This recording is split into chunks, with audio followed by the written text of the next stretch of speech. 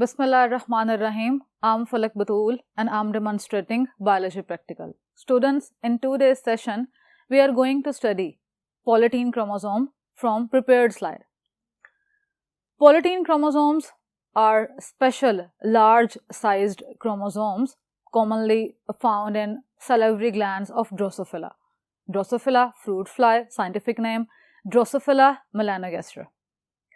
They were first reported in 1881. They are about 0.5 millimeter in length and 20 micrometer in diameter. But they are not confined into the salivary glands of the Drosophila. They are also present in cells of gut epithelium, malpighian tubules of the larva, and footpads of adult flies.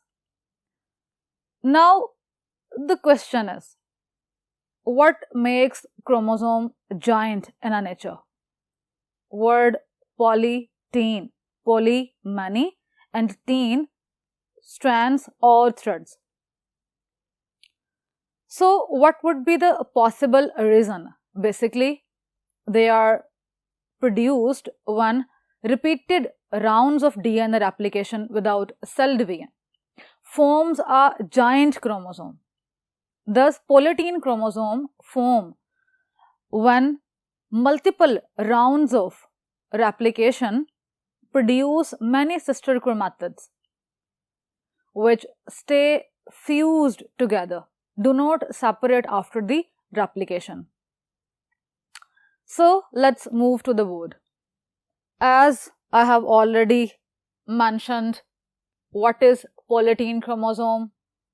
When it was reported, length and the diameter and other sites जहाँ पर ये मौजूद हो सकता है, cells of gut epithelium, malpighian tubules of larva and in the footpads of adult flies. Question: what makes chromosome giant in nature? तो आपको इसका जवाब मिल चुका है. Polytene chromosomes contain two types of bands, dark bands and interbands. They are also referred as light bands. Dark bands क्योंकि जब इन्हें stand किया जाता है तो बहुत डार्कली अपीयर होते हैं और यूजुअली जो स्टेन यूज किया जाता है वो एसिटोकार्माइन है. They contains more DNA but less RNA. Similarly, interbands और light bands जब स्टेन किया जाता है लाइटली अपीयर होते हैं and contain more RNA and less DNA. The bands of the polytene chromosome become enlarged at certain times to form puffs. These are conspicuous swellings and also referred as Bellbighian rings. And these bands, not to be permanent, as I have already told you, appeared at certain times. When more activity or a higher level of activity is required, these puffs or swellings indicates the sites where DNA is being transcribed. Let's move to the next board. आपकी आसानी के लिए, आपको समझाने के लिए मैंने वहां पर पोलीटीन क्रोमोसोम की डायग्राम ड्रॉ की है.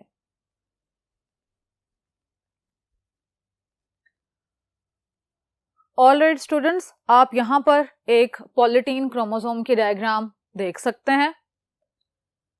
क्रोमोसोम्स के आर्म्स और इसका साइज जो कि बहुत ही ज्यादा बड़ा आपको नजर आ रहा है. Chromosome number 3 right arm and chromosome number 3 left arm. Similarly, in red color you can see X chromosome. Chromosome number 2 left arm and chromosome number 2 right arm.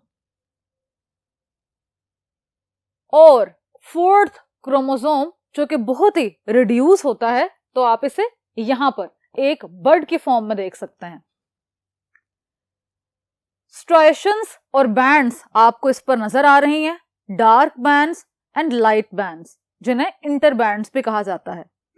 A region of dark band is separated by a small region of lightly colored band. Swellings or puffs, they become enlarged at certain times.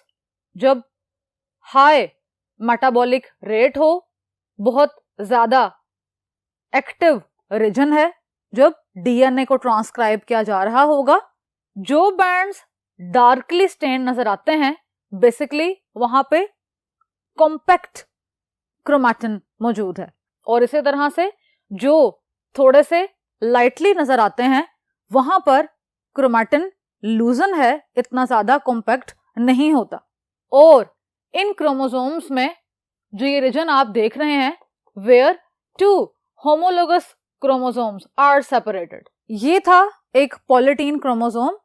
अब हम अपनी lab में चलेंगे और एक prepared slide को view करेंगे और इसके स्ट्रक्चर को देखेंगे. ऑलराइट स्टूडेंट्स, अब हम अपनी पॉलीटीन क्रोमोसोम की प्रिपेयर्ड स्लाइड को देखने जा रहे हैं. आप देख सकते हैं मेरे पास हमेशा की तरह एक कंपाउंड माइक्रोस्कोप है. अब आप बहुत अच्छे से इसके हर पार्ट से वाकिफ हैं, लेकिन आज मैं दोबारा से इसके पार्ट्स को आपको रिवाइज कराना चाह रही हूं. सबसे पहले ऊपर एक आई पीस या ओक्यूलर है. ये डिफरेंट पार्ट के हो सकते हैं, लाइक 5x, 10x, 15x. हमने इन्हें अपनी आसानी के लिए बनाया है.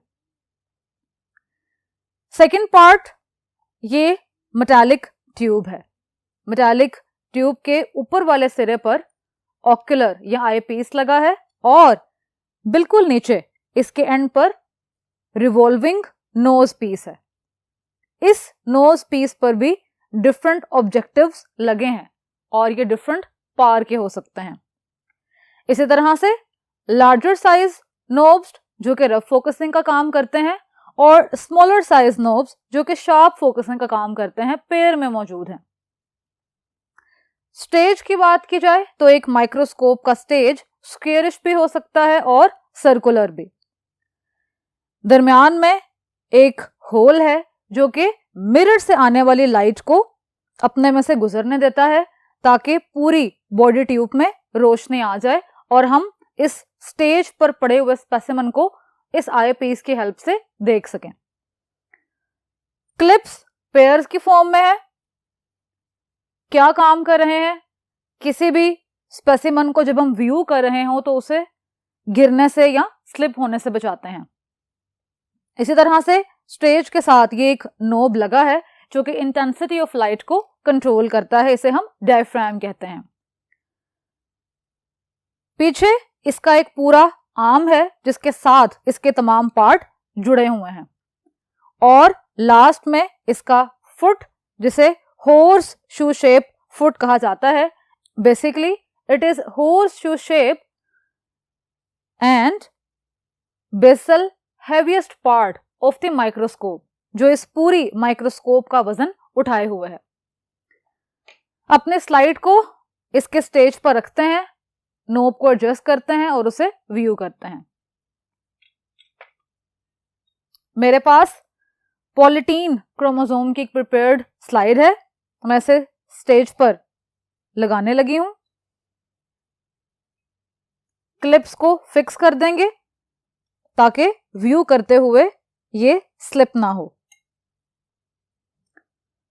नोब्स की हेल्प से बहुत ही जेंटली फोकस को बनाया जाएगा. शार्पली फोकस करेंगे और उसके बाद इसके आई पीस से हम अपने स्पेसिमेन को देख सकते हैं. सो स्टूडेंट्स, इस डायग्राम में आप बहुत क्लियरली पॉलीटीन क्रोमोसोम देख सकते हैं और जैसा कि आपकी आसानी के लिए मैं ऑलरेडी बोर्ड पर पॉलीटीन क्रोमोसोम की डायग्राम भी आपको दिखा चुकी हूं. This is all from this session. Allah Hafiz.